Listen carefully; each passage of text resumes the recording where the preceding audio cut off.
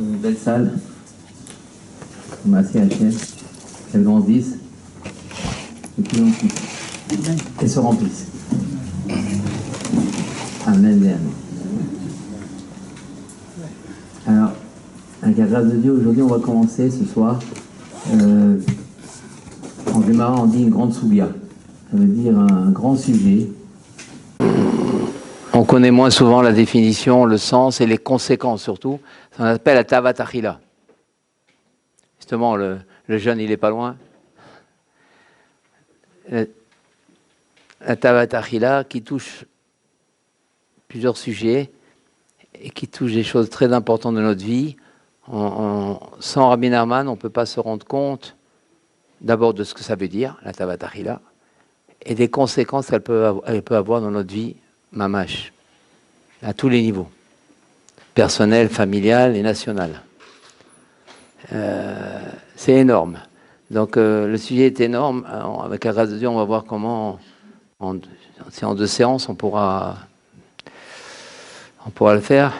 Donc on va déjà commencer aujourd'hui déjà une petite Torah qui est pas si, elle n'est pas si petite. Non, nous on va faire que quelques paragraphes et avec la grâce de Dieu. Et déjà on va essayer d'avoir les bases. Et déjà d'une façon basique. À la prochaine séance d'études, on approfondira plus, si Dieu veut. On verra plus concrètement ça veut dire quoi. Mais déjà un peu ce qu'on appelle le inyan en gros et les conséquences. Et savoir que quand Rabbi Nachman il parle de Ta'avot, d'abord c'est pas simple et c'est pas rien. C'est beaucoup plus que ce qu'on le croit. Donc il n'y a que le tzaddik qui peut le savoir parce qu'il sait ce que ça veut dire, il sait comment ça se passe dans les Shamaim Tava et donc il sait ce qui se passe sur terre. Donc pour vous dire qu'on va rentrer dans cette Torah en sachant que on sait vraiment rien et qu'on va commencer quelque chose de nouveau. Donc, on va prendre la Torah, même Zayin. Déjà, les premiers paragraphes. Donc, il commence un passage vers Achaltem, Achol, Savoa, Vilaltem et Hashem Elokechem, dans Yoel. Donc, et vous mangerez, Achol, vous serez rassasiés, vous louerez Hashem. Bon, ça c'est comme toujours, Rabbi Nachman amène toujours un verset, et la Torah, elle va expliquer à travers sa Torah le sens profond de ce verset. Mais pour nous, ce qui nous intéresse surtout, à notre niveau, c'est les premiers paragraphes qui sont évidemment très basiques. Donc on va se dire d'abord simplement Mishiu Meshuka Beta'avat Achila. Alors chaque mot, évidemment, dans Rabbi Nachman, c'est toujours un mot. Mishiu Meshuka. Meshuka, ça veut dire enfoncé. Celui qui est enfoncé. Beta'avat Achila. Pour nous, pour le moment, on va traduire. Parce qu'il y a et traduire et définir. Déjà, au moins, traduire. Ta'avat achila, on va la traduire par l'envie de la nourriture. C'est l'envie de la nourriture. Pas l'envie de manger. Très différent. L'envie de la nourriture. Pour le moment, on va se limiter à cette traduction-là. Mishu, Meshuka, Beta'avat achila, celui qui est enfoncé dans l'envie de la nourriture. Beyadoua, la chose est sûre, connue, sue, évidente. Shiurachok mais Emet. Que cette personne, elle est loin du Emet. Aussi, on va essayer de définir c'est quoi Emet. Comme on a dit tout à l'heure, ça touche à beaucoup de choses. Pour le moment, de façon simple, la personne, elle n'est pas amitite. Elle ne se comporte pas d'une façon Emet. Elle prononce pas des vérités, mais plutôt des mensonges. Elle ne cherche pas vraiment le Emet. D'une façon simple, basique, on va dire comme ça, pour le moment. En gros, ce n'est pas une personne amitite. Déjà, c'est un ridouche énorme que Rabbi Nachman nous apprend. Qui aurait pu faire une relation entre le manque de émet chez une personne et l'envie de la nourriture? Oui, la nourriture, c'est une envie de la nourriture. Ici, on voit donc Rabbi Nachman, quand il parle de Ta'ava, c'est pas seulement la Ta'ava en soi. C'est pas il faut attaquer la Ta'ava pour la Ta'ava. Il ne faut pas briser la Ta'ava pour la Ta'ava. Il faut enlever toutes les conséquences fâcheuses qu'elle a, surtout spirituellement. Ce n'est pas simplement de faire une personne qui fait des régimes ou des personnes... On ne parle pas du tout de ça. On verra de toute façon tout ça dans les prochaines séances d'études. C'est quoi le régime, c'est quoi tout ça au niveau de Rabbi Nachman. Ici, on parle de quelqu'un, Rabbi Nachman nous dit, si cette personne, est enfoncé dans la tavatachila, dans l'envie de la nourriture. On ne sait pas vraiment ce que ça veut dire. En gros, on va dire basiquement, l'envie de la nourriture, très basiquement, l'envie de la nourriture, on va définir comme ça. On l'a traduit par l'envie de la nourriture. Maintenant, comment la définir? La personne, dans sa consommation d'aliments, elle ne recherche pas à manger pour sa santé. Elle n'a pas ce but-là, afin d'avoir des forces et une vitalité nécessaire pour faire la Avodat Hashem. Non. Quand elle mange, ce qu'elle recherche le plus, évidemment, il faut qu'elle mange, mais ce qu'elle cherche le plus, c'est le kiff de la nourriture. On va dire aussi très basiquement, le kiff. Donc la personne, elle n'a pas une kavana, et la différence, c'est qu'évidemment, elle va manger, si elle cherche le kiff, beaucoup plus que ce qu'elle en a besoin pour sa santé. Alors que si une personne va manger pour sa santé, pour sa brioute, pour avoir des forces, pour pouvoir faire Avodat Hashem, on va dire, toujours très basiquement, elle va manger ce qui est nécessaire pour elle. Après, on verra tous ces noms. Mais déjà, pour nous, déjà un peu déblayer le terrain, déjà. Savoir un peu de quoi on parle. C'est quoi l'envie de la nourriture? L'envie de la nourriture, c'est une personne qui a envie de la nourriture pour elle-même. C'est quoi briser l'envie de la nourriture? C'est qu'en vérité, elle mange pour la santé, pour avoir des forces. Elle a besoin de vitalité. Et pourquoi? Le but, c'est de faire Avodat Hashem. Donc, quand elle mange, elle est Mekoucheret à Dieu. Donc, évidemment, on va voir même les influences qu'il y aura sur ses envies, même de la nourriture. Ça mangera moins automatiquement. Parce que dès qu'on est branché, dès qu'on est attaché, dès qu'on est lié à quelque chose de spirituel, déjà les choses se font de façon modérée, de façon de plus émène. Mais dès que la personne, elle mange pour la nourriture, elle a envie de la nourriture, le kiff. Donc, elle est plus branchée à Hachem, elle est plus branchée à Avodat Hashem, c'est sûr qu'elle va manger plus qu'il lui est nécessaire. Et déjà, ça s'appelle déjà Tavat Achila. En gros, tout ça en gros. Parce que quand on reviendra, si tu veux, la semaine prochaine sur les définitions, on essaiera de voir de façon beaucoup plus précise pour savoir où on en est. Est-ce qu'on est à ce moment-là dans la Tavat Achila, ou on est en train de manger, on a besoin de manger. Donc, quoi on est et en fonction de ça, il y a des conséquences énormes. Et c'est surtout ça aussi qu'on va étudier. Regardez. Donc on nous dit maintenant, déjà, premier grand chidouche, Rabbi Nachman relie, ça, il n'y a que le tzaddik qui peut faire ça, il relie l'envie de la nourriture au émet, apparemment. Quel rapport avec le émet? Elle mange, elle aime le kiff, elle peut être vraie. Non, elle ne peut pas être vraie. Elle peut pas, comment il dit Rabbi Nachman? Rachok, c'est-à-dire très loin. Ça ne commence pas. Elle est complètement de l'autre côté du émet. Bien qu'elle peut être une personne très intelligente, une personne, complètement, elle n'est pas dans du émet. Mais il y a doua chez Dinim, deuxième chose très grave, les dinim shorim alav. Et il y a des dinim sur elle. C'est-à-dire que là, il y a des accusateurs célestes sur elle. On l'accuse, le moindre chose, on retient dans le dossier en haut. Et on ouvre souvent le dossier sur elle. C'est pas agréable pour la personne. Et Chazé Shalom, évidemment, qui n'est pas sujet à des accusations célestes. Donc il peut après arriver quoi que ce soit à cette personne. Donc nous, on ne peut pas lier, des fois, les personnes, elle a des dynimes sur elle, elle a des preuves énormes, mais elle ne peut pas, elle, s'imaginer que c'est lié à la nourriture. Elle pense que la nourriture, c'est la nourriture, d'accord, il faut qu'elle travaille sur la nourriture. Maintenant, les problèmes qu'elle a des problèmes, mais elle ne peut pas lier, elle ne peut pas faire ce lien, c'est une révolution que fait Rabbi Nachman, entre des problèmes qu'elle a dans sa vie, que ce soit vie privée, que ce soit dans la vie professionnelle, que ce soit au niveau de l'éducation des enfants, que ça, à tous les niveaux. Elle a des problèmes, des maladies, des dynimes, il y a des échecs, parce qu'il y a un problème au niveau de la nourriture. Ça, il n'y a qu'un tzaddik qui peut nous dévoiler ces choses-là.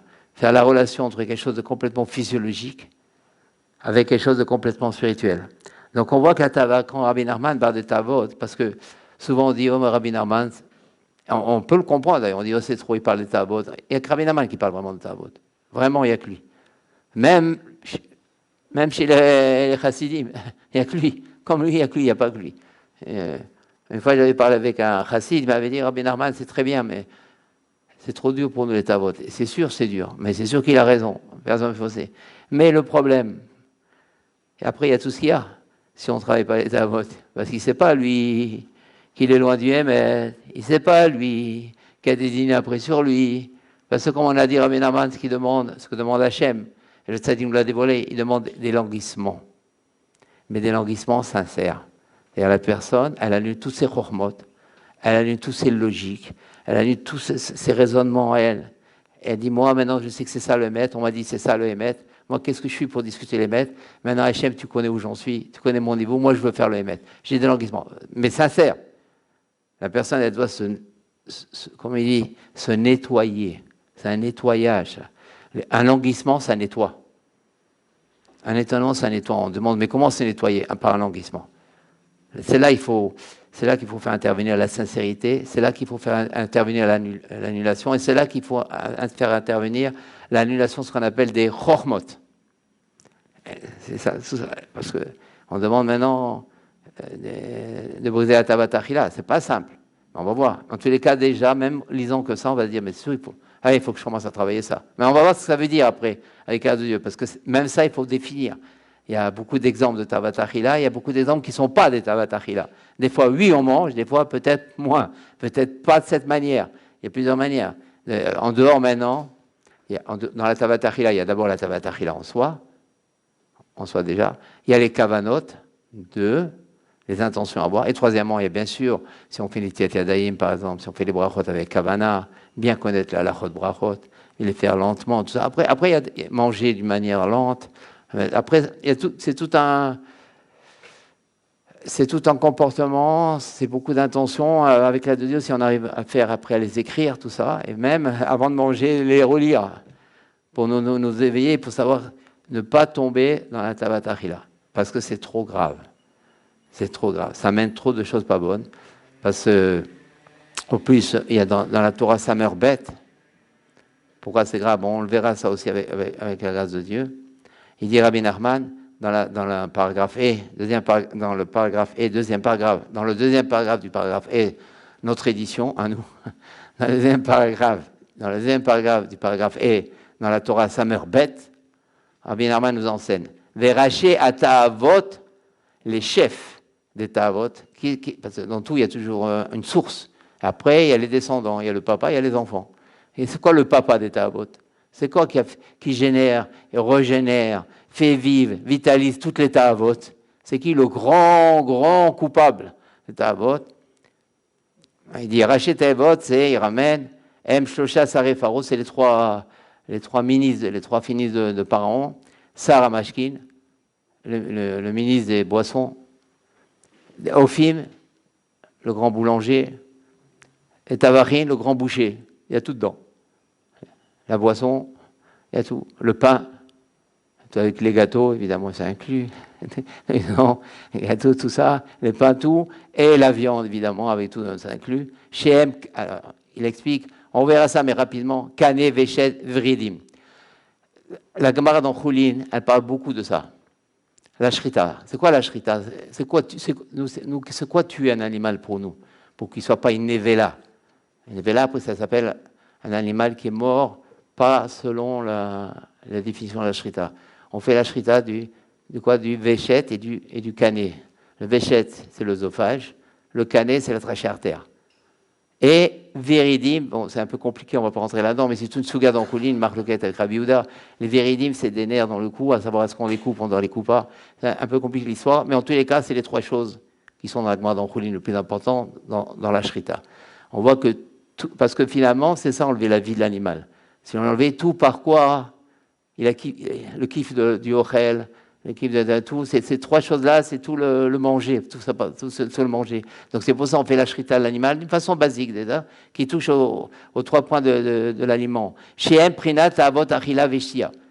Shem rachim, chez kol atavon nimshachim achayem. Donc les 3 ministres, simplement rapidement, les 3 ministres de Pharaon, c'est quoi? Achila. Les 3 ministres, Achila, la Shia et la viande, qui sont les canets véchettes.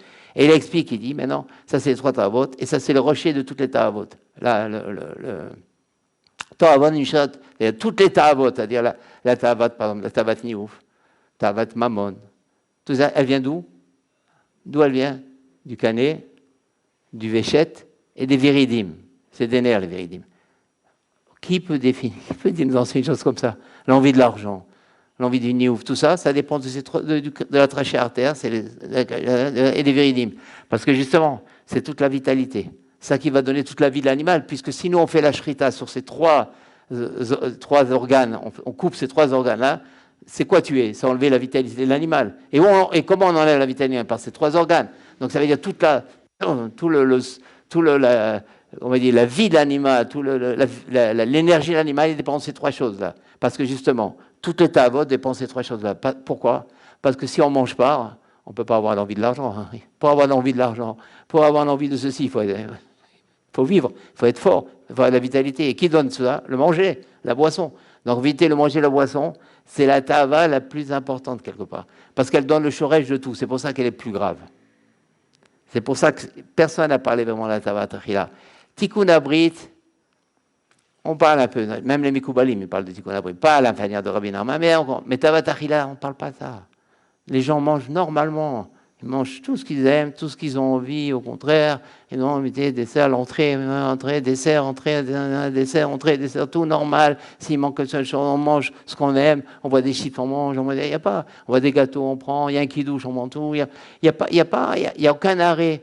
Il n'y a aucune stimulation. On mange, même là où des fois plusieurs bouchées en même temps. Il n'y a aucun arrêt. Il n'y a aucun arrêt. Il n'y a aucun remords après avoir mangé. Généralement, les gens n'ont pas de remords. Généralement, les gens n'ont pas de remords. Ou alors, vraiment, s'ils ont mal au ventre, là, le remords recommence parce qu'on a trop mangé. Mais d'une manière générale, c'est pas un problème. C'est un problème de ne pas regarder, oui. Là, on peut avoir des remords. Il y a des regards interdits qu'il ne faut pas avoir. On a vu des choses qu'il ne faut voir. Là, on peut avoir des remords. Mais le manger, généralement, on n'a pas de remords. On n'a qu'un remords. On a un remords, généralement, si on n'a pas assez bien mangé. On n'a pas, mais ça n'incite pas le remords. Et pourtant, c'est le chef de tous les mangers. Donc, nous, on ne va pas s'angoisser, bien sûr. Il faut continuer de manger. Mais on va voir c'est quoi manger. Et donc, en fonction de ça, ça doit déjà nous stimuler à savoir c'est quoi la définition de manger. On continue. Donc, première chose, qu'est-ce qu'il dit Rabbi Narman? Si quelqu'un il est Meshuka dans la Tachila, il est loin du Hémet. C'est grave d'être loin du Hémet. Il est loin du Hémet. Ce n'est pas une personne amitite. Il ne dit pas des paroles Hémet. C'est pas ça. Il n'est pas branché Hémet. Donc, ça ne sert à rien même. Parce que sous ce que nous on dit, il faut lui parler, il faut lui faire des birourim. Mais tout ça, donc déjà on voit une chose comme il y a des médicaments très forts, ou je sais pas, des hormones, qui directement font un travail. Une hormone en petite quantité, elle fait déjà un grand travail. Donc si la personne, déjà, elle commence un peu à se travailler, on prend une hormone, un simple médicament, bon, je vais dire normalement une hormone en petite quantité, elle déjà fait un gros travail dans le corps. Alors, si c'est un peu, on va faire une petite équivalence. Quelqu'un il va se travailler dans la tavatachila, un petit peu. Déjà, il fait une révolution dans sa vie. Un petit peu. Parce qu'on voit, tandis que quelqu'un qui il reste dans le maître. Donc, maintenant, on va lui parler à cette personne pendant des heures sur les maîtres. Non, ça passe pas. Donc, ça ne sert à rien. Ça veut dire, maintenant, ici, en dehors de la sichat raverim, dont parle Rabbi Nachman, maintenant, il y a maintenant l'union des ta'avot. Qui est parallèle à ça. Si on ne travaille pas les ta'avot, sirat traverim. Parce que la personne elle est déjà loin du Hémet, elle n'est déjà pas audible. Donc ici, c'est une révolution que fait Rabbi Nachman. Sans seulement sirat traverim discuter, mais déjà la personne dans le manger, dans la nourriture, on doit déjà se travailler nous-mêmes. Et si on ne se travaille pas, on est déjà bouché. On est loin du Hémet, donc il n'y a pas de bureau à faire. Même sirat traverim, mais si elle a un accès très difficile, parce que la personne elle est dans la nourriture. Maintenant, on est tous dans la nature. Maintenant, on va voir comment, à quel degré, comment sortir, etc. Vous voyez que c'est quelque chose de très important. C'est pas simple, on va se travailler dans la nourriture, c'est pas simple. Quand Rabbi Nachman, c'est pour ça qu'il a parlé des ta'avot, parce qu'il était le seul à savoir les conséquences des ta'avot. Donc s'il est le seul aussi à connaître les conséquences des ta'avot, il est aussi le seul à connaître les moyens pour s'en sortir. Il a les définitions. C'est ça Rabbi Nachman. Si quelqu'un me dit pourquoi il a besoin de Rabbi Nachman, ben pour que je sois dans les maîtres. Mais moi je suis dans les maîtres, c'est impossible. Ça ne va travailler la tavatachila, c'est impossible. C'est impossible. Rachok, il dit pas maintenant, il a des difficultés. Il est loin. Il est loin, c'est-à-dire, donc on va lui parler, mais ça, même à nous, on va nous parler, on n'aura pas. Et chacun à son niveau dans la tavatachila, il sera audible ou pas audible. Donc c'est énorme tout ça, c'est une révolution dans ce que nous a Rabbi Nachman. Mais qui veut, après, alors donc premièrement, il est loin d'Yemet. Deuxièmement, Chazé Shalom, les dinim shorim alav, il a des dinim sur lui.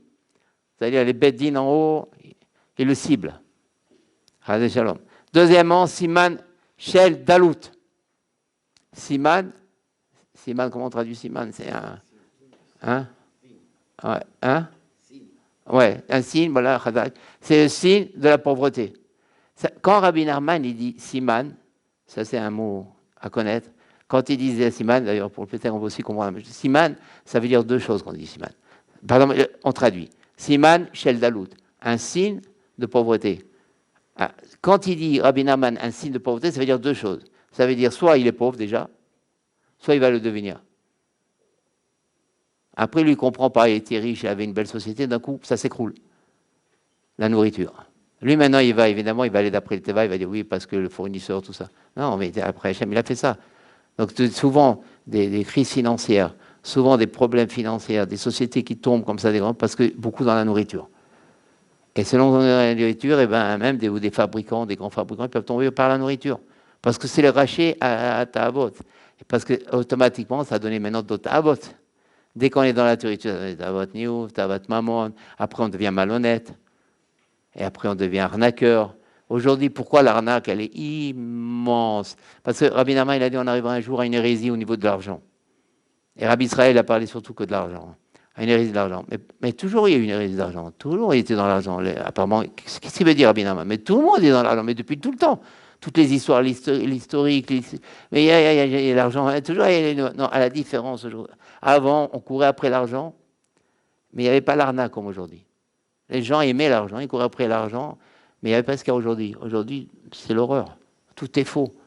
Tout est possible pour l'argent. Il n'y a plus rien qui limite. On tombe à une hérésie d'argent inimaginable aujourd'hui. Aujourd'hui, comme il y a l'industrie, la chimie qui a progressé, tout ça, ça influence sur l'arnaque. Ça veut dire qu'on croit avoir toujours la même chose. Alors, on n'a rien, aucun rapport avec la même chose. Et tout est arnaque, mais grave, et ça atteint même des choses, puisque on tue maintenant avec l'arnaque. Les médicaments, ils ne sont pas toujours les vrais.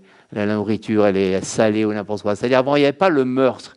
Il n'était pas lié à l'arnaque comme aujourd'hui, l'argent. Il y avait l'argent, on courait après l'argent, bon, plus ou moins on faussait les choses. Mais aujourd'hui, on tue. Et qui tue les gens apparemment les meilleurs? Les médecins, des savants, des chercheurs, c'est eux les plus grands tueurs. C'est les plus grands tueurs. Et maintenant, c'est pas ça. On fabrique, on fait une cache-route. Donc le Rav ici une sa cache-route, mais en vérité aussi, il y a aussi là, il faut voir maintenant l'aliment lui-même, est-ce qu'il est bon pour la santé ou pas? Aujourd'hui, ça ne joue plus du tout. Les gens, ils jouent plus, les fabricants, ils voient plus du tout la santé. Ça commence même pas. Ils savent qu'ils vont tuer. Ils savent qu'ils vont tuer. Et combien les gens ne savent pas et combien. Non. Ça, tout ça, parce qu'on n'a jamais été autant dans la nourriture que maintenant. Parce que la nourriture, avec l'industrie, elle a énormément prospéré. Donc maintenant, tout ce qui est fabrique en nourriture, on a toutes les variantes, on a tout ce qui peut exister, tout est possible. On a même celui qui mangeait du gluten, il mange pas du gluten, il pensait qu'il allait éviter ça, mais maintenant il y a tout dans le non-gluten. Donc il retombe aussi dans un même, et on ne sait pas maintenant ce qu'il y a. Quand on dit pardon, il n'y a pas de sel, mais il y a autre chose qui va remplacer le manque de sel. Quand il n'y a pas de gluten, mais en même temps ils vont mettre 1 kilo d'huile, 1 kilo de sel, et finalement tout est faux. Ce qu'on croit des fois prendre quelque chose de bon pour la santé, mais en vérité, il faut se méfier. Tout est faux. Il faut prier pour être le moins arnaqué possible. C'est là la prière qu'on peut faire aujourd'hui. Mais tout est arnaque. Donc tout ça parce beaucoup on est dans la nourriture. Donc maintenant ça on dit au niveau national, mais il faut aussi voir nous-mêmes. Est-ce que nous-mêmes on n'a pas aussi tous ces problèmes? Parce que justement il y a un problème dans la nourriture chez nous. Donc d'une part, nous, après éduquer les enfants. Comment éduquer les enfants? Quand on vous envoie les habitués à du sucre et tout ça, on les habitue maintenant aussi dans la tabatachie, là en dehors que c'est un poison. Et tout ça, évidemment, il faut beaucoup prier. D'abord, savoir qu'est-ce que Rabbi Nachman veut dire, et puis pour vous prier pour nous, pour nos enfants, savoir comment avec cette tavatachila s'en sortir. Surtout ne pas commencer à mettre nos enfants dans la tavatachila, comme on nous a mis à nous. Donc, encore une fois, loin du Hémet, 1. Les dynimes, 2. La pauvreté, 3, c'est déjà pas mal. Et les bisionotes et les bouchottes. Les hontes et les hontes. 4 choses, ça amène. Qui peut nous dévoiler ça si ce n'est pas le tzaddik? Qui peut nous dévoiler ces rapports-là? Les 4 choses, c'est pas mal. C'est assez grave. Déjà, ça coupe l'appétit. C'est bien de lire ça juste avant de manger.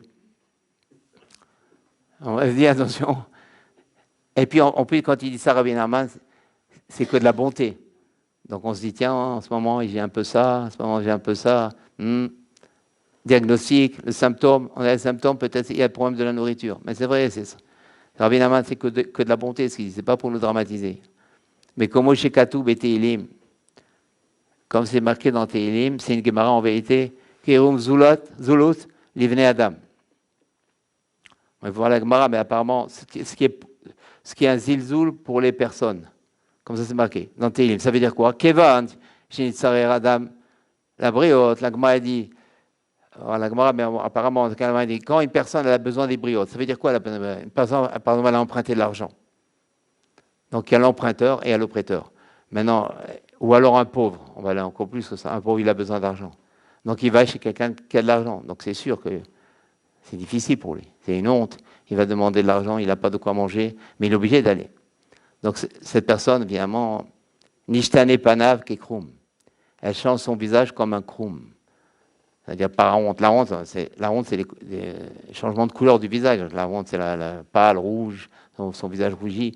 Parce que Kekrum, c'est comme parce qu'il y a un animal. Il faut voir la Gemara, mais je crois qu'il y a un animal dans la mer qui, par rapport aux rayons du soleil, il change de couleur comme un animal sur la terre. Parce qu'on sait que ce qu'il y a sur la terre, il y a sur la mer. C'est une Gemara, ça, je crois aussi. Ce qu'il y a sur la terre, il y a sur la mer. Maintenant, il y a sur la mer comme sur la terre. Mais on parle ici de l'animal sur la mer qui s'appelle Kéroum. C'est comme ça. Je ne sais pas comment en français. Et lui, il change de couleur selon le soleil. Bon. Donc, c'est pour ça qu'on dit quelqu'un qui est zoul, vous savez dire quoi? Qui est zal. C'est-à-dire, justement, la personne, comme elle a honte. Pour la personne. Donc, elle devient comme un kroum. Elle rougit comme un kroum, comme cet animal qui change de couleur. Parce que justement, il a honte. Donc, on voit quoi? Qu'est-ce qu'elle amène le fait d'être dans la Tavatachila? Elle amène les hontes, elle amène les bouchottes. Parce que la Gemara, justement, elle parle de ça. Donc, on voit, il y a des choses pas bonnes, quoi. Donc, on voit que c'est grave. C'est grave. On va continuer, on va voir. Veda, sage. Donc, ici, quand Rabbi Naman, on sait, quand il dit da, Rabbi Naman, quand il dit da, ça veut dire quelque chose qui sort de la logique, qui vient de très haut. Da, Mishiou Meshaber Tavatachila. Celui qui brise. Donc, il dit même pas qu'il s'éloigne, qui affaiblit. Et il y a une chose qu'il faut savoir dans Rabbi Naman, ça m'a travaillé pendant quelques années, mais je pense avec le avoir la réponse. Souvent, Rabbi Naman, il dit des choses qui sont grandiloquentes. Par exemple, il dit il faut connaître tout le chasse, il faut connaître tout le zohar, il faut connaître tout le harizal.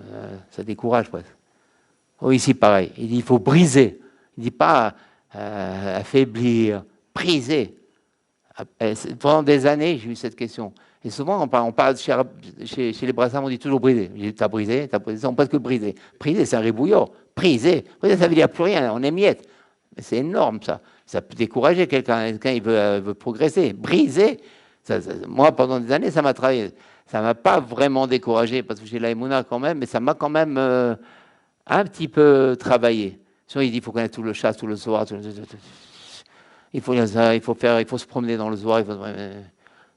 Nous, à notre niveau où on est, ça peut affaiblir. Mais en vérité, je pense que la réponse est la suivante. Il faut toujours viser très haut. Il faut se dire d'abord, pourquoi il faut viser très haut? Prendre conscience. Parce que si, par exemple, Rabbi Nama avait dit, il faut diminuer un peu dans la Tavatachila, il faut progresser un peu dans la Tavatachila, ça veut dire, bon, on n'est pas si mal. Entre nous et affaiblir un peu la Tavatachila, il y a 2-3 étapes à faire, c'est pas énorme. Donc on va se juger 6 sur 10, on va dire. Mais quand il dit Rabbi Naaman, il faut briser, on va se juger moins 1, 0. On va se juger très grave. Et là, on va se dire, mais on est très loin, parce qu'il faut prendre conscience qu'on est très loin.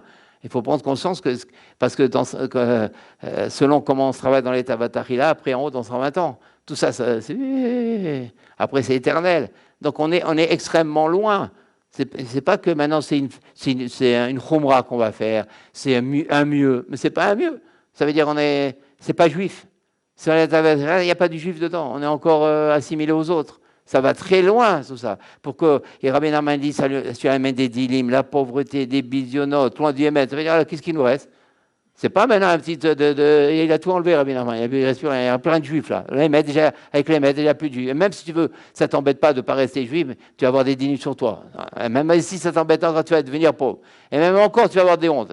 On va continuer. Donc ça veut dire, ça donne du stimulé. C'est pour ça, quand il faut faire le chasse et tout, ça veut dire, mais on est très loin. Normalement, on devrait connaître tout le chasse, tout le zohar, on devrait tout là. C'est pas se dire, Baruch Hashem, j'ai fait. Bien sûr, il faut dire Baruch Hashem qu'on progresse, mais en sachant on est très loin. Et jamais se contenter de ce qu'on est, parce qu'on est très loin, on n'est pas encore vraiment, comment il a dit Rabbi Nathan, j'ai connu un seul homme sur terre, Rabbi Nachman. Avant de dire qu'on est des hommes, Ça va loin, ça va loin. Mais après, on commence à sentir qu'on n'est pas des hommes, peu à peu, peu à peu. Après, on se dit qu'il y a de moins en moins d'hommes. Après, d'hommes, il n'y a plus. C'est parce que c'est un homme aujourd'hui, à tous les niveaux. Donc c'est pour ça que Rabbi Nachman, il parle de choses tout de suite, il dit briser. C'est-à-dire, notre but, c'est briser. Et quand on a un but pour briser, donc on a des languissements, on arrivera au moins à quelque chose. Mais quand on veut simplement faire quelques mètres, même des centimètres, on ne le fera pas. Donc c'est dans ce but. Donc il dit encore une fois, Da, sache, Mishi ou Meshabeh Tavatachila, celui qui brille la Tavatachila, Akadol Bohu, Ose Aliado Moftim. Hachem, il lui fait des miracles. Des miracles, ça veut dire quoi en Hachem Breslav? Hachem, il a créé la nature, il a créé le monde. Il a créé par exemple des mazalot, des astres. Il faut croire dans le mazal. Si on ne croit pas dans le mazal, on ne croit pas dans la création. Dieu, il a créé le mazal, il a créé des planètes, il a créé avec des influences, des gemarotes entières, ça. Il croit dans le mazal. Il a créé dans le déterminisme. C'est émettre. C'est la physique, mais c'est émettre tout ça. Dieu, il a créé la nature. Ça veut dire quoi, il a créé la nature? Il n'y a aucune création chez Dieu s'il n'y a pas des lois. Donc Dieu, en créant la nature, il a créé les lois de la nature. Ça veut dire, c'est pour ça que quelqu'un, il est né sous tel mazal, c'est pas rien. C'est pas rien du tout. C'est pas rien du tout. Un horoscope, c'est pas rien. Mais si le juif fait la Torah, c'est rien l'horoscope. Si le juif est dans la bonne voie, oui, c'est rien. Parce qu'il n'est plus maintenant dans le Teva. Dieu, il a créé de la même manière que Dieu, il a créé les lois de la nature. De la même manière, maintenant, Dieu aussi, il a fait des choses qu'on peut être pas du tout dans les lois de la nature. Tout dépend de nous comment on va se comporter. C'est ça, c'est ce qui s'appelle miracle. Miracle, ça veut dire la personne, maintenant, elle est plus conditionnée par la généalogie, par exemple, ce qui est arrivé à nos grands-pères, nos parents, on a la même chose. C'est vrai, c'est une science vraie, ça. C'est vrai, c'est archi vrai. Il ne faut pas nier ça. Mais si quelqu'un, maintenant, se comporte comme il faut, il coupe sa généalogie. C'est pas parce qu'il a eu ses parents comme ça ou ses grands-parents comme ça qu'il va avoir la même histoire. Et c'est ce qui arrive souvent. On a la même histoire que les parents, tout ou tard. Comment on dit, ça se répète de chaîne en chaîne. Mais comment on arrive à couper et à des gens complètement nouveaux? Il faut se comporter comme il faut se comporter. Après Hachem, donc ce qu'il nous dit ici Rabbi Nachman, c'est que la personne qui brille à Tavat Amon, il n'est plus dans ce déterminisme. Il n'est plus dans le mazal. Une planète ne veut plus rien dire pour lui. Il n'est plus dans l'horoscope. Il n'est plus dans la physique normale. Il n'est plus dans le déterminisme normal. Avec lui, sa vie, elle est au-dessus du Teva. Il n'y a plus rien. Et à tous les niveaux, il est dans ce qu'on appelle miracle. C'est ça, miracle. Miracle, ça veut dire qu'il est en dehors des lois de la nature. C'est ça, un miracle. Il ne fonctionne plus comme les autres. Et c'est pour ça qu'on voit des fois des gens qui ne fonctionnent pas comme les autres. Parce que ça dépend selon comment la personne se comporte, elle s'éloigne des lois de la nature, elle s'éloigne du mazal, du déterminisme, de toute la généalogie, de tout ce qui est, la descendance, qui sont des vraies sciences. Elle s'éloigne de la science. Mais sinon, elle est dans la science. Donc, ce n'est pas que la science est fausse, c'est qu'un juif peut sortir des lois de la science. Il est là. Et chacun, dans son niveau, il peut en sortir. Et si quelqu'un est brille à Tavat Achila, apparemment, on ne voit pas le rapport. Et regardez comment Rabbi Nachman. Maintenant, il faut savoir une chose. Quand Rabbi Nachman il amène une Gemara, on l'a déjà dit souvent, tout le monde le sait, je pense, mais on répète. Il y a le pshat de la Gemara, ce qu'on appelle l'extérieur, on va dire, l'extérieur de la Gemara. Et il y a ce qu'on appelle la pnimiout de la Gemara, l'intériorité. Il y a l'extériorité et il y a l'intériorité. Quand on est dans une yeshiva, on est à Ponovitch, on fait l'extériorité. Même si on fait tous les mefarshim, les Rishonim, Rabbi Akiva, Eiger, Chazon Ish, on est toujours dans l'extériorité, mais on approfondit l'extériorité. Et selon on fait les acharonim, d'abord les rishonim, après les acharonim, et les acharonim. Donc tout le but dans une yeshiva, c'est d'approfondir l'extériorité. Le tzaddik, c'est pas ça. Le tzaddik, c'est l'intériorité. C'est autre chose. C'est très bien l'extériorité, c'est sûr. Mais le problème, le médicament aujourd'hui, il est dans l'intériorité surtout. Il est là, le médicament. Il est ce qu'on appelle dans le voilé. L'intériorité, c'est le voilé, le caché. Le médicament, il est là-dedans. La solution, elle est là-dedans. Mais c'est sûr que l'extériorité aussi guérit. Elle permet, par la fatigue, en étudiant, en l'approfondissant dans une yeshiva, l'extériorité, la personne aussi va briser des ta'avot, elle va faire des choses. Il faut attaquer sur les deux fronts. Il y a l'approfondissement de l'extériorité, ce qu'on appelle le pilpoul. Et il y a ce qu'on appelle le pilpoul, pas le iyun, le pilpoul. Et il y a ce qu'on appelle l'approfondissement de l'intériorité. Mais alors, de l'intériorité en lui-même, il est déjà profond, parce qu'on dévoile. C'est déjà profond en soi-même. On n'a pas besoin. On a dévoilé. Il n'y a pas plus profond que ça. C'est plus profond que toutes les profondeurs. Mais tous les deux sont nécessaires. Aussi bien le pilpoul guémarique, ça, dans une yeshiva, chacun dans son languissement, même quelqu'un, par exemple, une fois par semaine, même une fois par mois, il prend quelques 3, 4, 5 lignes de Gemara, il approfondit, il fait au moins quelque chose. Il faut à un moment donné faire un pile-poule. Il faut arriver à faire un petit pile-poule. Mais c'est donné à tout le monde. Surtout quand on est les hauts tzaddik. Il n'y a pas de dire non, il n'y a que les grands tamis des Khamim. C'est pas vrai. C'est donné à tout le monde, ça. Et l'intériorité. Alors maintenant, on va faire l'extériorité et on va faire l'intériorité. On va faire un exercice. Il y a une Gemara comme ça dans Brachot. Voilà. Il est marqué comme ça dans Brachot. Nos sages, ils nous ont enseigné dans Brachot, Chaf Amud Bet, qui vient marquer Asher lo issa panim. Akadosh Baruch Hu, il ne pardonne pas. Lo issa panim, c'est-à-dire il ne dirige pas son visage vers nous, c'est-à-dire quand une personne a faute, Akadosh Baruch Hu, il n'est pas mevater. La personne elle a fauté. C'est inscrit, c'est écrit. La personne aura ce qu'elle aura si elle ne fait pas tchouva, et surtout, ça ne fait pas la tchouva qu'il faut. Après, on a besoin du sadique. Mais il faut savoir que toute faute, toute chute, c'est marqué dans les détails, et on le paye. C'est pour ça qu'on a besoin du sadique, pour nous inciter à faire tchouva, pour nous enseigner à faire comment faire tchouva. Il y a plusieurs lignes. Comment arriver à faire tchouva. C'est le sadique. Tout son but du sadique, c'est de nous enseigner comment faire tchouva. Parce que le sadique ne veut pas qu'on quitte ce monde avec un lourd fardeau. Donc ça s'appelle. La Gemara dit, je ne comprends pas. La Gemara demande, je ne comprends pas. Il y a marqué Elohim Sapanim. Il y a marqué Elohim Sapanim. Ça veut dire quoi? Hachem, il ne dirige pas son visage vers nous, il ne pardonne pas. Il y a marqué un autre verset complètement le contraire. Il s'est Hachem Panav Elecha. Hachem Panav Elecha.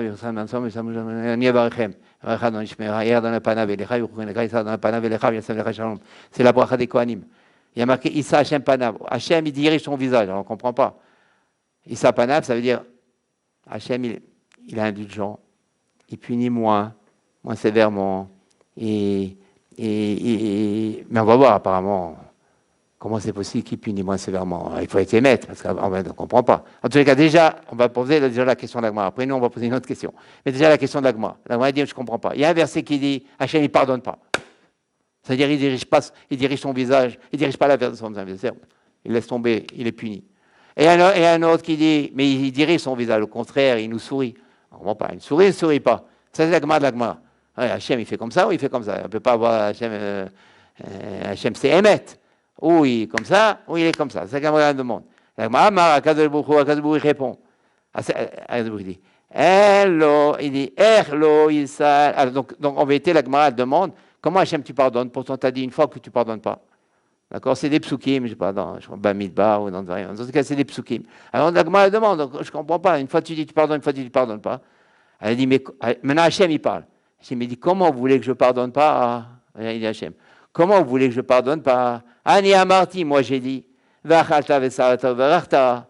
Il y a marqué, tu mangeras, tu te rassasieras, et tu feras la birkat, Amazon. Donc, quand on fait le birkat, quand on est rassasié. Si la personne, il faut 3 betsim, 4 betsim, tant qu'elle n'a pas mangé 3-4 betsim, d'après la Torah, elle ne fait pas birkat Amazon. VM, c'est qui aime? Les chachamim, les sages, Medagdekim, ils font attention, ils sont Medagdek, ils sont pointueux, à la semaine sur eux. C'est-à-dire, les chachamim, ils ont fait que nous, maintenant, on fait attention, avec Kezaït ou Kebetsa, parce qu'il marque le quai dans la Gemara, on ne rentre pas maintenant là-dedans, que ça soit une olive, Kezaït, 30 grammes, ou que ça soit Kebetsa, 60 grammes, on fait Birkat Amazon. Après la Torah, si on mange 30 grammes de pain, on fait Birkat Amazon? Pas du tout. On n'a pas besoin. Quand est-ce qu'on fait Birkat Amazon d'après la Torah? Quand on mange rassasié. Et voilà, pourtant, les Chamim, nos sages, ils ont dit avec simplement une olive ou un œuf, ça dépend, c'est les marloquettes, eh bien, un œuf, on fait déjà Birkat Amazon. Nimsa, c'est Hachem qui parle. Il se trouve donc chez un Essiou de Panim ou Aliade Shibur Tavat Achila. C'est-à-dire, quel est le pshat? On est dans l'extériorité. On va s'arrêter. On est dans l'extériorité. Nimsa, ça c'est Rabbi Nachman. Avant le Nimsa, on est dans l'extériorité. Qu'est-ce qu'a dit l'Agma? Elle m'a dit, je ne comprends pas, Hachem, il ne pardonne pas. Loïssa. Et après, il a marqué Issa, il pardonne. Il pardonne ou il ne pardonne pas? Hachem répond. Ça c'est l'Agma, on est dans l'extériorité. L'Agma a dit, Hachem parle maintenant, il dit, mais comment vous voulez que je pardonne pas quand j'ai des enfants pareils, aussi beaux, aussi magnifiques? Moi, j'ai exigé dans la Torah, mon Hachem, j'ai exigé dans la Torah, il faut qu'on soit sa véa, il faut qu'une personne soit rassasiée pour faire Birkat Amazon. Et eux, comme ils sont jolis, à peine ils mangent 30 grammes de pain, voilà, ils font déjà Birkat Amazon. Comment vous voulez que je pardonne pas? Ça veut dire quoi le pshat? Ça veut dire que eux, ce qu'on appelle l'ifnim mishurat adin. Si quelqu'un, par exemple, Réhouven, par exemple, il a le droit d'aller au Beddin pour attaquer Shimon. Réhouven, il a le droit d'aller parce que Shimon, il s'est mal comporté. Donc, Réhouven, il a tous les droits d'aller maintenant au Beddin et il va attaquer Shimon. Il n'y va pas. Apidin, il peut y aller, mais il n'y va pas.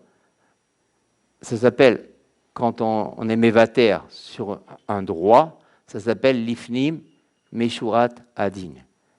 Il va en dehors, en devant du din. Il est dans l'intériorité, il est dans la pnimut, il est en dehors du din. Il ne va pas après le din. Donc pareil. Normalement, pour faire Birkat Amazon, qu'est-ce qu'il faut faire? Il faut être rassasié. La personne, elle n'est pas rassasiée, elle fait déjà Birkat Amazon. Donc, alpidine, moi, je n'ai pas besoin de faire Birkat Amazon. On peut manger du pain, on peut manger même peut-être 100 grammes de pain. Si quelqu'un il est pas rassasié avant 100 grammes de pain, avant 200 grammes de pain, il peut manger jusqu'à 200 grammes de pain. Et bien, il ne fait pas, peut-être fait bon, des choses, mais il ne fait plus Birkat Amazon. Donc, Apidine, il n'a pas besoin de faire Birkat Amazon. Mais quand même, le sage, ils ont dit, on fait quand même Birkat Amazon. On va donc comparer la personne qui est devant le Bedin.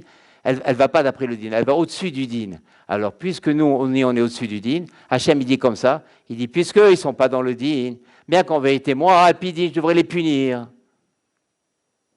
Donc, comme la personne dit, mais puisque mes enfants, ils ne vont pas d'après le din, parce qu'ils font Béret Amazon, même ils n'ont pas mangé ça. Alors, il y a une règle très générale qu'Hachem, quand il a créé le monde et l'homme, il a créé un comportement divin qui s'appelle Mida Keneged Mida.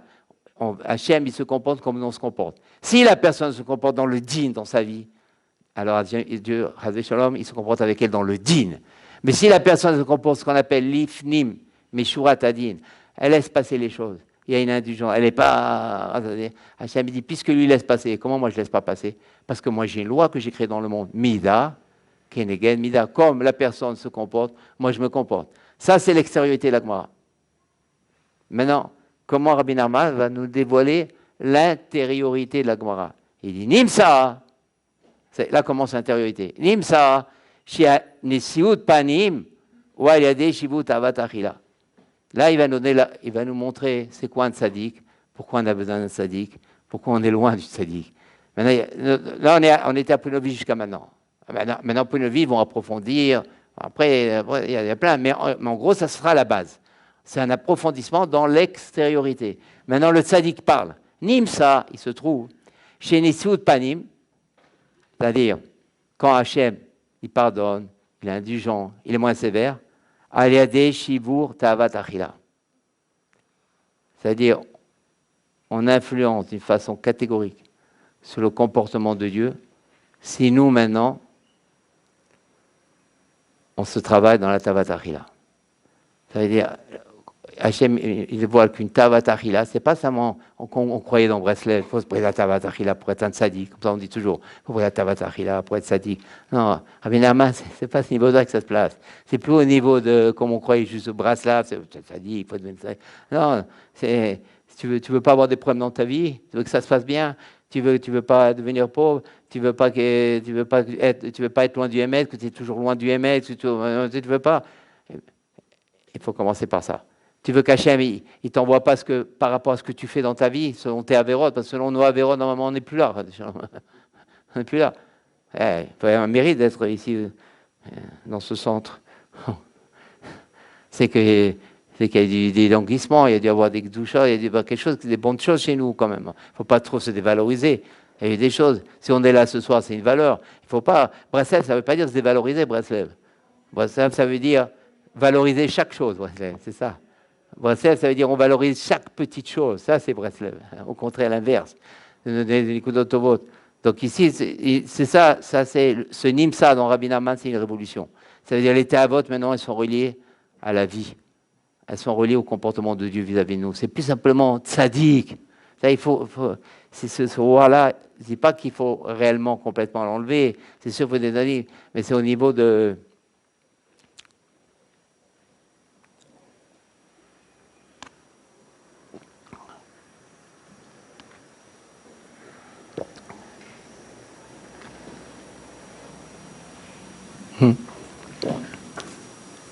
Ok.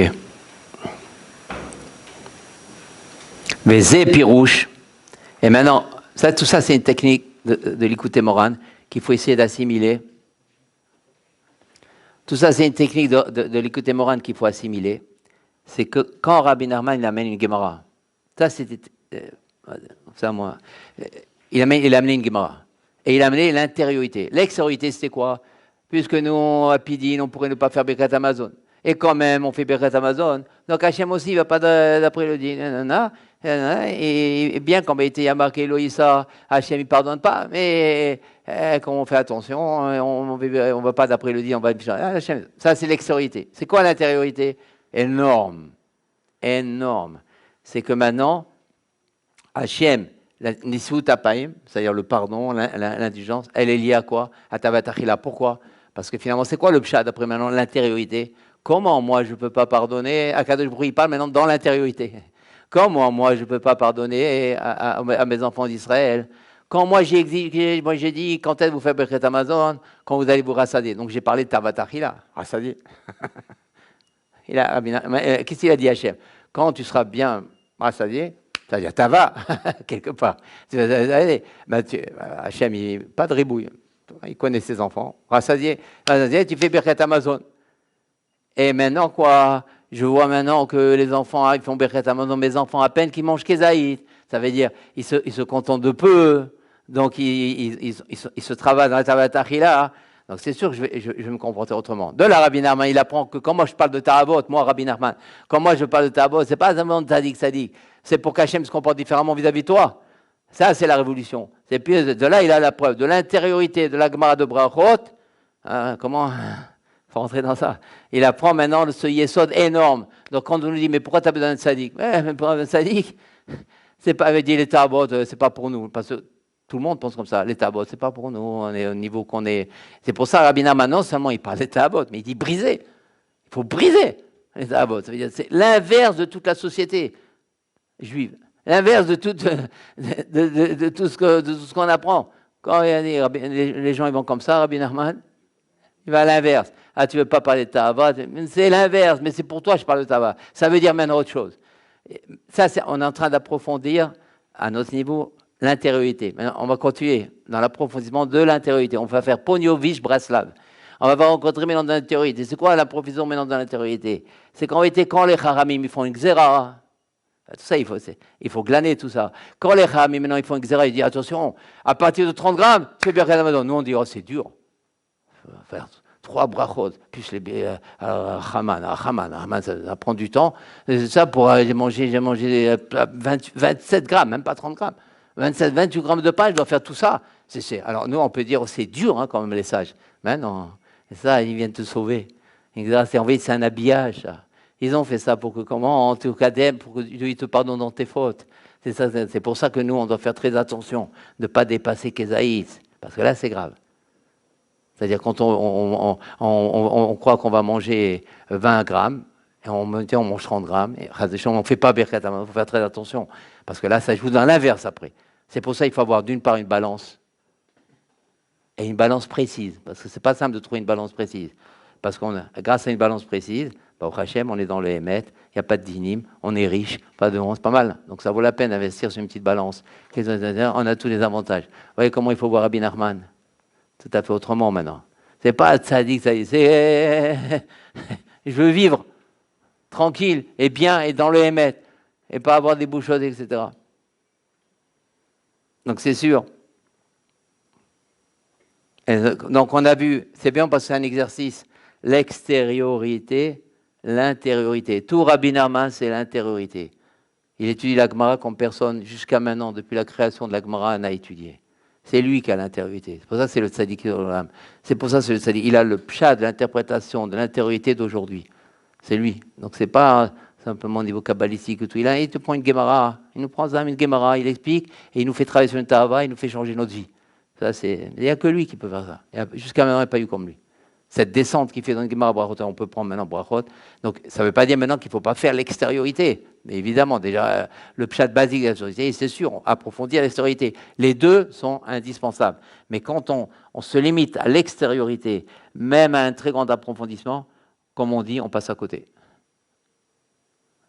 Et c'est pour ça, on ne parle pas de Tavatahila dans une yeshiva. On pense qu'on parle de choses plus sérieuses. On parle de choses sérieuses, bien sûr, mais on voit que maintenant, c'est pour ça, Rabbi Narma, il a dit que la Tahava, tout le problème, c'est la Tahava. Chacun, maintenant, dans son Iyan. Maintenant, on comprend. Maintenant, on a dit une technique dans Rabbi Nachman. Il a amené une Gemara. C'est des choses, à mon avis, qu'il faut retenir pour nous aider après quand on l'étudie. Il faut glaner ça. Les règles de l'écouter Moran, on les glane par expérience. Il y a des règles peut-être, mais on ne les comprend pas très bien, elles sont compliquées pour nous. Mais quand on étudie nous-mêmes, et là il a amené une Gemara. Il a amené ce qu'on appelle l'intériorité. Maintenant, Rabbi Nachman, il va encore plus loin. Il va amener un verset. Et il va amener l'intériorité d'un verset. Il veut tout mettre. La Torah chez Béalpé, la Torah chez Birtav. Tout, il veut prouver, il veut coincer. On ne peut pas y échapper. On ne peut pas y échapper. C'est ça. C'est pour ça que si vous étudiez avec quelqu'un qui n'est pas encore Braslav, parce que quelqu'un il nous demande, prouve-moi que c'est Rabbi Nachman. On ne peut pas le prouver. C'est lui qui va le prouver lui-même. On étudie avec lui et il va voir, mais il faut savoir étudier avec lui. C'est ça. C'est pour ça, on l'a vu dans un certain livre, il faut étudier pour apprendre comment enseigner. Donc, au même moment, on étudie, là maintenant, on est en train d'étudier, comment je vais le dire maintenant à mes amis, comment je vais le dire à ma femme, comment je vais le dire à mes enfants, comment je vais le dire à mon chaver, comment je vais le dire. Il faut penser à ça. D'abord, ça montre que c'est une Torah de bonté, parce que sinon, c'est une Torah qui est dans la Sitra Achara. Donc, se déplacer le soir, venir jusqu'ici et ne pas réaliser la chose, ça peut, Chaz de Shalom, nous éloigner encore plus de la vérité. Donc déjà, quand on apprend, il faut se dire comment je vais le dire après, comment je vais le répéter, comment je vais l'enseigner. Et surtout, quand on a devant nous des personnes, même des personnes qui ont étudié dans les chivotes, et qui sincèrement, ils demandent, pour moi, Rabbi Nachman, attends, moi j'apprends Rabbi Akiva, j'apprends, j'ai besoin de Rabbi Nachman, moi. Et c'est une grande question, ça. C'est une grande question. On dit non, maintenant je vais te montrer, on va étudier un peu, et je vais te montrer qu'à part la lame d'Anout que tu connais, il existe une autre lame d'Anout. Et cette lame d'Anout-là, elle te manque. Et cette lame-là, elle te manque, tu vas voir que tu ne l'as pas, cette lame-là. Et la personne, elle me dit, bon, mais ça me suffit, une lame d'Anout, c'est déjà pas mal. Oui, mais celle-là va te sauver, celle-là. Ça va te permettre ça. C'est pour ça que c'est Rabbi Nachman. Rabbi Nachman, c'est tout. Quand il enseigne une Torah, il nous dit comment parler aux autres aussi. C'est-à-dire, on leur dit, attends, tu vas devenir pauvre, tout ça déjà, ça stimule. Etc. Tous ces inanimes-là. C'est-à-dire, il faut être concret. Rabbi Nachman, c'est pas en l'air, pas devenir tzaddik, gros truc. Parce que quand on rentre dans Rabbi Nachman, on a tendance à l'enseigner comme ça. Et il ne faut pas en vouloir à ceux qui nous ont mis dans Rabbi Nachman, parce que aussi, comme ça, on leur a enseigné. Mais je pense qu'il faut changer d'optique, il faut changer de dialogue, il faut changer de vision des choses. Il faut les choses de la vie de tous les jours, courantes. Et Rabbi Nachman, il vise notre vie, il veut que notre vie, Rabbi Nachman, il n'est pas venu pour nous embêter, il n'est pas venu pour chicaner. Et puis, c'est pas ça. Qu'est-ce qu'on gagne? On lui dit, toi, tu vois, les Khamim qui ont été Gozer, ils ont décrété quoi? Qu'avec 30 grammes, 27 grammes, déjà, tu dois faire Birkat Hamazon. Je peux dire, c'est un peu dur quand même, alors que la Torah ne demande pas ça. Pourquoi ils nous demandent vraiment ça? C'est quoi la raison? Ils ne sauront pas répondre, vraiment. Non, il dit, mais c'est pour te sauver. Les Khamim, toi, tu ne vois même pas la bonté des sages. Moi, je vais te prouver la bonté des sages. Tu ne peux pas me dire que moi, je me trompe, je suis en train de te prouver la bonté des Khamim. Toi, tu ne me le prouves pas, ça. C'est moi, Rabbi Nachman, qui te le prouve. Ça, c'est des choses qui motivent. La personne, d'abord, qu'elle n'a encore jamais compris ce que c'est une xéra, ce que c'est un décret. Parce qu'en fonction de ça, maintenant, quand on prend des décrets dans Shabbat, tout ça, c'est que de la bonté. Tout est que bonté. Torah Tresed Aleshona. Les Chachamim, ils ont que bonté et bonté. Donc on ne va plus maintenant, comment on va dire, recevoir la religion comme une religion dure. C'est que bonté. Une mitzvah, c'est que bonté.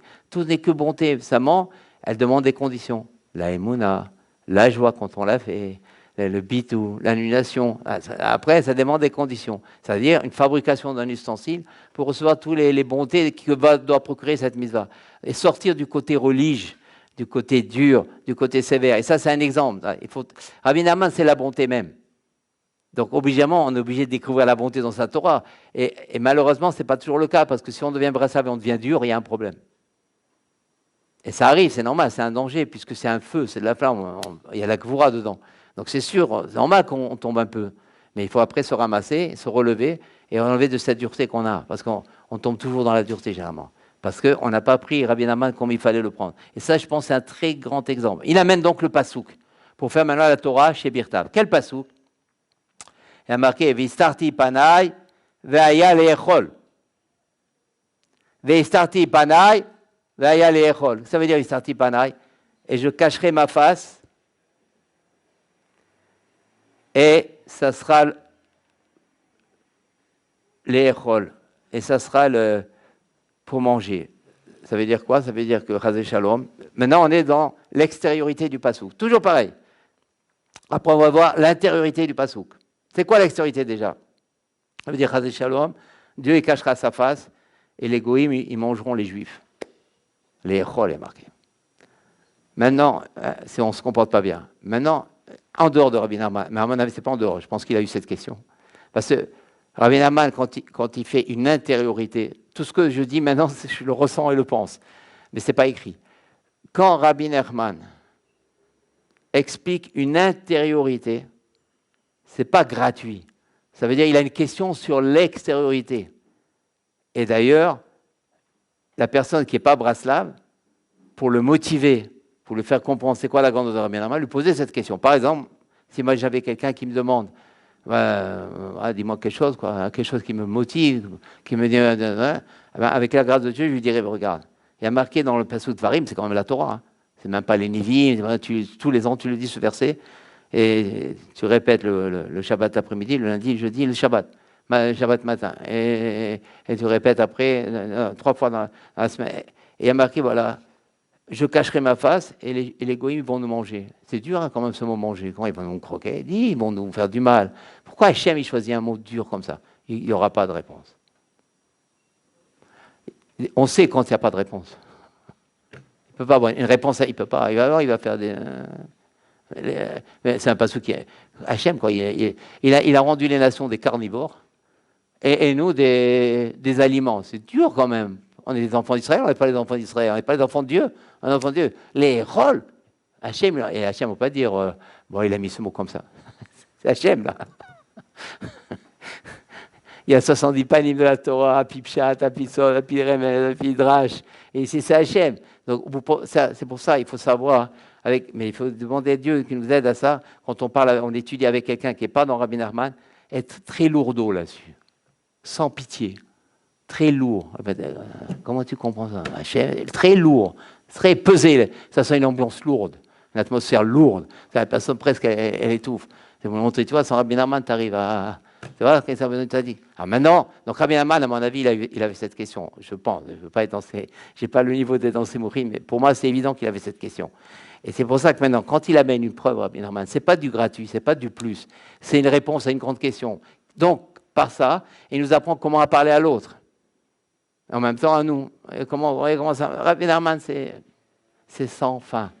Et encore, ce qu'on est en train de dire maintenant, c'est même pas une goutte dans l'océan. Qui peut dire qu'il a une goutte de Rabbi Nachman? Non, on est en train de dire maintenant, c'est du très délavé. On ne sait pas ce que c'est Rabbi Nachman. Je pense au temps de Mashiach Amen qu'on saura un petit peu qui il est. On n'a aucune notion. C'est rien à voir. Et donc ce qu'on fait maintenant, c'est du très très délavé, mais au moins ce délavé-là, pour quelqu'un qui n'est pas dans Rabbi Nachman, c'est pas si délavé que ça, parce qu'il n'est pas habitué à ça. Donc on a dit, il a cette question. Rabbi Nachman, comment il va répondre? Par l'intériorité. Comment il répond par l'intériorité? Pirouche. Il dit pas maintenant, on peut comprendre comme ça. Il dit pirouche, c'est ça le pshat. Ça veut dire encore autre ridouche qu'il faut glaner. Pour lui, l'intériorité, c'est le pshat. C'est ça le pshat. Donc jusqu'à maintenant, on a été gentil. On a parlé de l'extériorité et on a parlé de l'intériorité. Il dit, mais c'est le pshat. L'intériorité, c'est ça le pshat d'aujourd'hui. C'est l'intériorité. Pirouche, ils disent. Rien que le mot pirouche, c'est une bombe. Comment pirouche? Il y a aussi l'autre. Pirouche, c'est Apchat. C'est le pirouche maintenant. C'est-à-dire que tu ne peux pas comprendre autrement. Pourquoi? Parce que tu as une question immense. Ça veut dire que l'extériorité qui est émette, évidemment que c'est émette, l'extériorité, mais elle souffre toujours de questions. pour ne plus souffrir de questions, c'est l'intériorité. C'est les grands règles qu'on apprend ce soir. Donc la Emouna, elle passe par l'intériorité. Et ça, il faut le faire sentir déjà en nous et avec qui on étudie. La Emouna passe par l'intériorité. Parce que sinon, tu as une question, les rôles, des grands. Et alors comment maintenant? Il dit pied rouge, c'est ça le pshat. Sinon, tu auras une question dans ta l'extériorité, tu ne pourras pas t'en sortir. Bien que l'extériorité est émette, évidemment, c'est émette. Ce n'est pas parce qu'il y a une question que ce n'est pas émette. Mais l'émette, même âge d'aujourd'hui, c'est Aléadé, Tavatachila. Alors, comment ça veut dire? L'échol, ça veut dire le manger. Pas l'envie de la nourriture, pas la Tavatachila.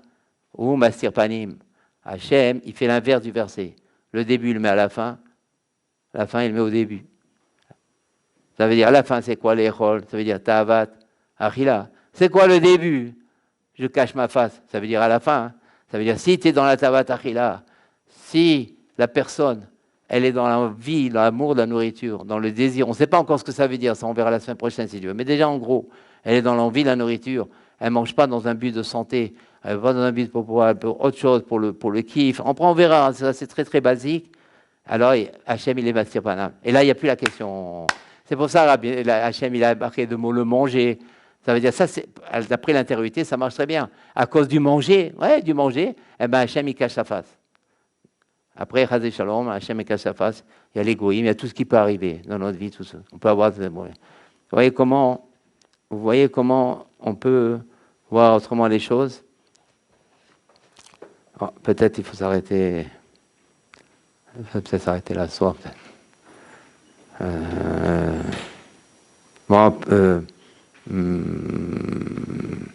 Oui, encore rapidement peut-être. Arrête pas Nîmes.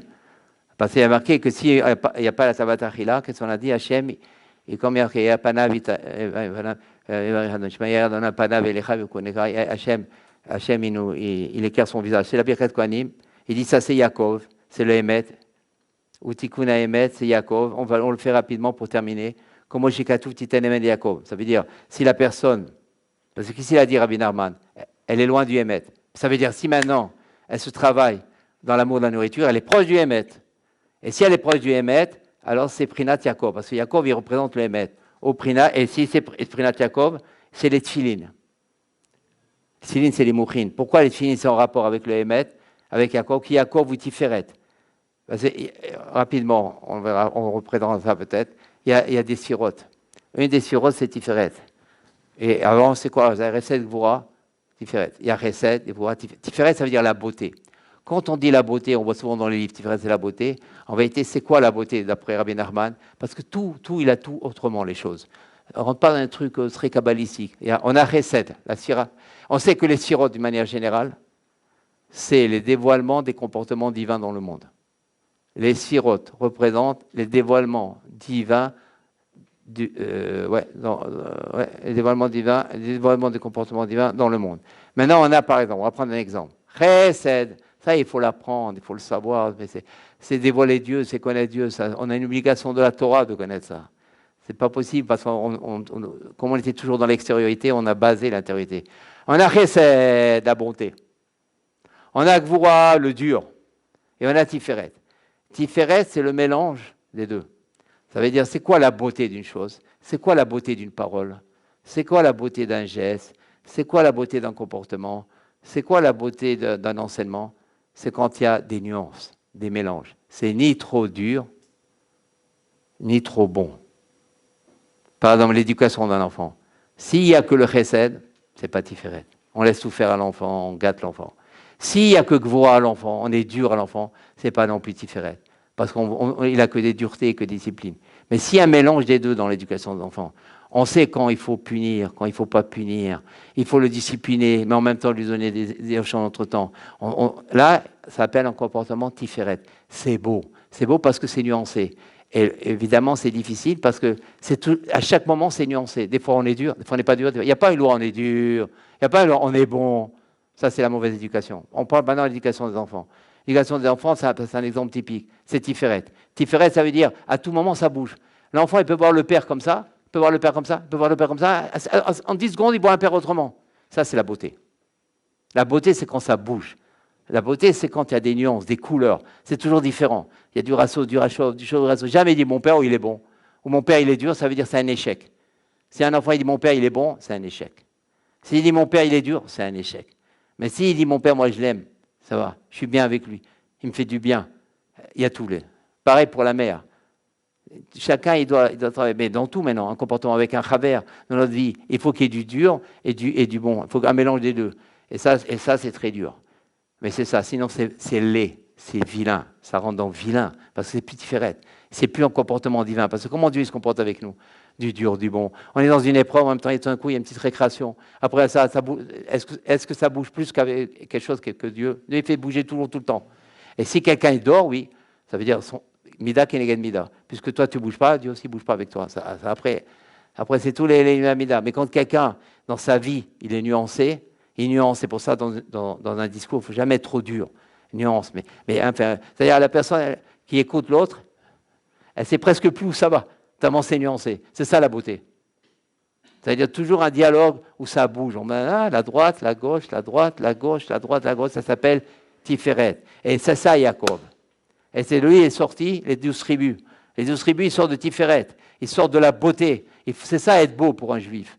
C'est qu'il y a tout ce mélange. Il y a ces lions de ces couleurs.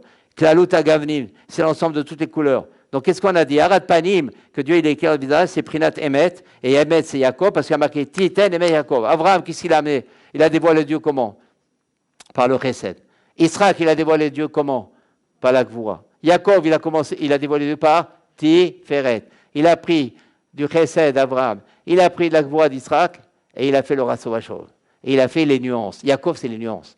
Jacob, c'est les couleurs. C'est tous les nuances. Et ça, il faut avoir des couleurs. Même quand un Chazan, par exemple, qui a toujours la même monotonie. Il n'y a pas les couleurs. Il faut des fois comme ça, des fois comme ça, des fois doucement, ça bouge. Un chanteur, tout. S'il n'y a pas des, il n'y a pas des montées, des descentes, ça ne bouge pas. Même quand on parle, si on parle toujours la même voix. Aujourd'hui, un chazan, il lit, il ne prie pas. Il lit un livre. Parce que ce n'est pas un ministre officiant, parce qu'il vient pour faire parce que pour ses parents, l'Alechem, il est obligé de faire, mais ce n'est pas évident. Normalement, ce n'est pas sûr que ce soit une misa qui fasse Razan. Parce que si c'est une Razanout, où c'est monotonie, où la personne ne ressent pas la prière, il doit faire les Kaddish. Ça, c'est encore un ribouillard. Parce qu'en vérité, s'il n'y a pas de nuance, ce n'est pas Tiferet. Un Razan, ça doit être Tiferet. Mais quand ils sont toujours pareils, et ça, c'est quasiment presque tous. Il faut faire très attention à ça. Un Razan, ça doit bouger. Mais quand c'est toujours pareil, il n'est pas dans Tiferet. Donc, donc s'il n'est pas dans Tiferet, il n'y a ni Chesed ni Gvoa. Parce que Chesed et Gvoa, c'est quand il y a Tiferet maintenant. C'est-à-dire il n'est pas dans un dévoilement divin. Donc il ne dévoile pas Dieu. Donc Sarrazin ne dévoile pas Dieu. Donc après, c'est autre chose. En haut, comment ça se passe? Et après, les prières qui sont avec lui. Tout doit être Tiferet. Dans tout doit être Tiferet. Une musique, elle doit être Tiferet. C'est ça, dans la belle musique qui a monté des descentes. Un peu, des fois, ça fait opéra, des fois, ça fait ça. C'est ça, Tiferet. Tiferet, c'est jamais une musique monotone. Et nous, même quand on parle en travers, quand il est monotone, c'est qu'il n'est pas Tiferet. Et ça, la personne, elle doit se remettre en question grave là-dessus. Et on vieillit là-dessus. La personne, jusqu'à 120 ans, elle ne sera pas différente. Et elle continue. Ça ne bouge pas chez elle. Elle n'a pas un éveil. Et c'est ça, les contes. Les contes, ils réveillent sur ça. Je fais de la publicité. Il faut lire les contes. Ça aide à ce qu'un chazan. Mais n'importe, même quand on parle. La personne, des fois elle n'articule même pas. Pas les psychologues, on va dire les moralistes, les pseudo-psychologues, plus ou moins non-juifs. Quand il parle de l'élocution, comment on dit, pas l'élocution, ouais, non, là, l'élocution, et pas d'élocution, ils disent d'abord, premièrement, c'est pas poli. Déjà, c'est-à-dire, ils nous apprennent déjà le DRS. Quand une personne n'articule pas, déjà, ça veut dire qu'elle n'est pas polie, déjà. Parce que tu parles avec moi, déjà. Articule. Parle bien, que ça soit joli, que ta voix soit gaie, qu'il y ait une articulation, qu'elle me réveille ta voix. Parce que si elle ne me réveille pas, toi, si elle ne va pas te réveiller, on va dormir tous les deux. Il faut tous les autres. Il faut une voix, ça doit réveiller une voix. C'est ça, Tiferet. Mais aujourd'hui, il n'y a plus ça. Donc, nous, on est Braslav et il n'y a pas Tiferet chez nous. C'est ça qui est grave. Il faut bouger sur ça. Il faut se réveiller sur ça. Il faut qu'on parle de la même manière, le même ton, la même tonalité. On n'est pas dans Prinat Yaakov. Et ça, c'est parce que, justement, il y a un problème aussi dans la nourriture. Nous, on irait voir un psychologue, il va nous dire, ouais, mais non, mais des fois c'est simple, ça se passe dans la cuisine. Si nous, maintenant, on essaie de se travailler, on a moins d'élanguissement, de l'envie de la nourriture, ben, on va mieux parler. On va voir différer dans notre comportement, dans notre vie. Non, mais avec notre femme, notre mari, avec les chavérim, dans la famille, on va avoir un autre... Avec l'enfant. L'enfant, il ne va pas avoir toujours le même papa. Il ne doit jamais avoir le même papa. Il ne doit jamais avoir la même maman. Le même papa, le même arabe, après il s'ennuiera. À un certain âge, il commence à s'ennuyer et ça commence. Et là commencent les problèmes. Parce que mon père, c'est toujours le même. Ma mère, c'est toujours la même. Ça ne bouge pas. Il n'y a pas un truc, il n'y a pas quelque chose qui se passe. Mais ça, c'est ce que je vous dis, c'est une parenthèse. Je la referme vite parce qu'elle est lourde. Il y a beaucoup à parler là-dessus. Beaucoup, beaucoup, beaucoup. Et on est un peu tous tombés dans ce piège. Il faut vraiment se réveiller là-dessus. Eh bien, une des choses qui réveille, c'est d'une part la nourriture et les contes. Les contes, c'est très fort sur ça. Si on lit les contes comme il faut les lire, là aussi il y a des conditions. Mais en tous les cas, les contes, Rabbi Nachman nous a fait un immense cadeau, parce que c'est dur de nous réveiller, parce qu'on ne sait même pas qu'on dort. C'est ça le problème, on ne sait même pas qu'on dort. On ne pense pas, on dit on est brassable, comment on dort? Alors les autres ils ronflent. Et c'est ça le ignan. Donc il dit voilà, alors il dit Kalut Gavni, Prinat Tfilin avec Rimper. Les Tfilin, on a dit la Ratpanim, c'est quoi? C'est le Emet. Et l'Emet, c'est Yaakov. Et Yaakov, c'est les Tfilin. Et Tfilin, c'est PR. Donc c'est Feret. Comme on voit, il y a marqué quoi dans Yecheskel? On termine encore ça. L'Impera Rabosh. Tes Tfilin, il faut que tu les mettes. C'est dans Yecheskel, il était sur le mont deuil. Normalement, premier jour de deuil, on ne met pas les Tfilin. Et je ne sais pas pourquoi, mais en tous les cas, c'est connu ça. Hachem, il a dit au Navi, mais quand même les Tfilin. Et comment il n'a pas dit tfilin, il a dit père. Donc on voit que les tfilin c'est père, père c'est tiferet. Et l'essentiel de la richesse, elle vient du émet. Donc si on ne veut pas être pauvre, justement, comme chez Amour, Rabbeinu de Bracha, on reprendra ce paragraphe-là, simplement c'est pour terminer. Kushtakai, la vérité elle tient. Le émet, yeshukiyum. Et Amour, Rabbeinu de Bracha, et ça ils ont dit, c'est quoi le yekum? Qu'est-ce qui tient? Beraglehem, dans leurs pieds, c'est l'argent. Donc on voit que c'est lié, l'émet et l'argent. Chez Alav Kai, donc de la même manière, qu'est-ce qui fait tenir? Le émet, il fait tenir que l'argent tienne. Donc on voit que la personne, elle ne devient pas pauvre grâce au émet. On va s'arrêter là, on reprendra tout ça. Avec l'aide de Dieu, 2 séances suffiront parce qu'il y a beaucoup à dire. Amen et Amen. Je vais faire un...